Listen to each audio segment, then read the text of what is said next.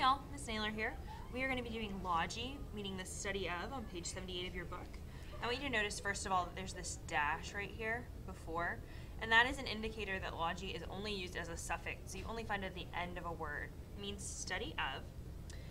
Biology, with the root bio meaning life, is the study of plant and animal life. Geology, from the root geo meaning earth, is the study of the history of the earth, especially as recorded in rocks. Etymology is the study of the origin or true meaning and development of words, because it has the root etym meaning true in it. In this book, you're getting an introduction to etymology, so we're looking at where words come from. We're studying the words themselves and the roots that make them up. Almost all such words have an O in front of the logy, so the ending is ology. But two words have an A, genealogy and mineralogy. We are going to look at just the words that are listed here, so let's get started with archaeology. Archaeology is from the roots arch meaning ancient and logy meaning study of, so study of what's ancient, right? It's a noun, like every word in this chapter, so all of your words this week are nouns. You're going to have to be very careful at looking at the context clues in your sentences to make sure you use the right word. The study of ancient cultures based on artifacts and other remains. So here you see a bunch of archaeologists looking down underneath it at what remains from ancient societies, right? Anthropology sounds a lot like archaeology, and they're related, but they are not the same thing. So anthropology has the root anthrop, meaning human, in it. So it's the study of the physical, social, and cultural development and behavior of human beings. We do a lot of anthropology here in middle school, looking at why 7th graders do what they do, right?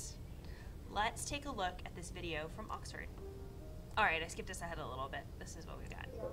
I'm very curious about humans, and up to then I thought I'd study humans through one academic discipline, and I realized that maybe that wasn't the best, and I realized that maybe anthropology could provide more answers to my curiosity. I just like knowing how people ticked and why they did certain things.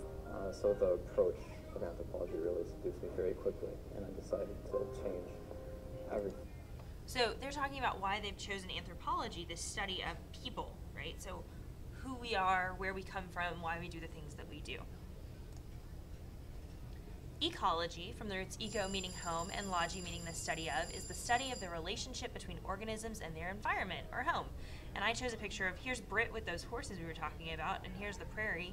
Your study about the prairie, the grasses and the animals and how the water and everything, that's ecology. You're looking at how things function in their environment and what happens when that environment changes, especially in a negative way, right?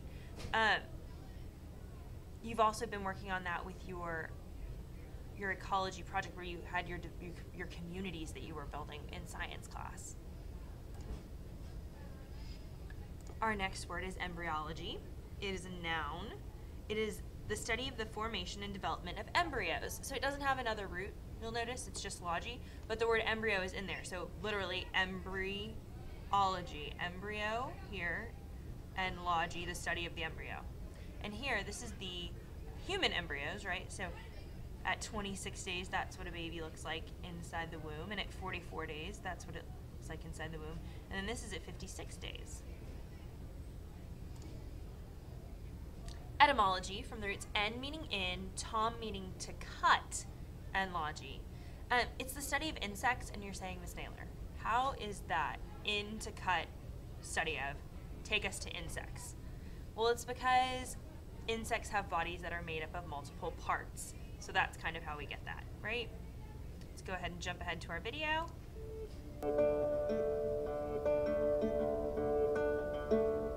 So there's a ladybug, that's an insect. Some bees. There's a guy who's going to tell us a little bit about them in a moment. The study of insects is cool. My name's Rob, and I'm an entomologist. Why don't you come along with me today and I'll show you what an entomologist does. Insects are everywhere. You can find them in the grass, around your feet, in the soil, in the trees. You can find them in your house, in the food that you eat.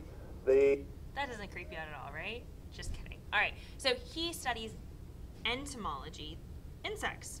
When I lived in Africa, I actually lived with two students who are entomology students, and we we would have things like grasshoppers wrapped in newspaper that they'd gotten from the Sahara Desert in our fridge for the weekend because they couldn't get into the lab at school until Monday.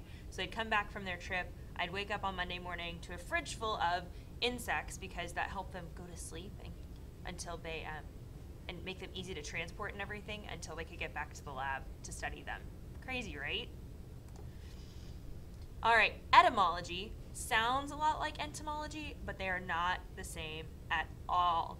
Entomology, from the roots entom meaning true, etim meaning true, is the study of the origin or true meaning and development of words. Got another great video here, get excited. Guys, the word tweet has entered the holotext of the Oxford Dictionary, which raises the question, is this the fall of Western civilization? In case you were wondering, no, this is not the fall of Western civilization. This is just the English language being the English language. Language isn't something we think about, especially when it's doing its job. For example, you don't really parse my words or strings of nouns, adjectives, and verbs. Language is for communicating, and because it's so good at what it does, it's alive.